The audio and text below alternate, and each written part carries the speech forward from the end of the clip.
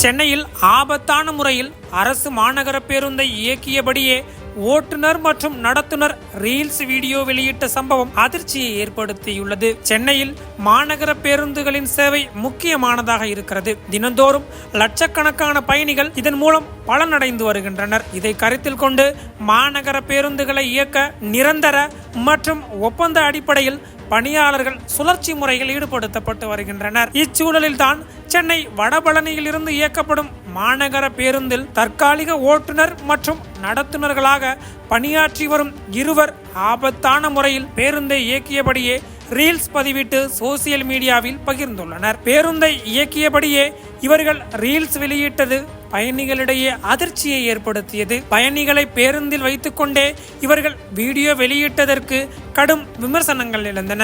அதோடு ஓட்டுநர் மற்றும் நடத்துனரை பணி நீக்கம் செய்ய வேண்டும் என்ற கோரிக்கை எழுந்த நிலையில் சம்பந்தப்பட்ட ஒப்பந்த நிறுவனத்திடம் அவர்கள் இருவரையும் உடனடியாக பணி நீக்கம் செய்ய மாநகர போக்குவரத்து கழகம் உத்தரவிட்டுள்ளது.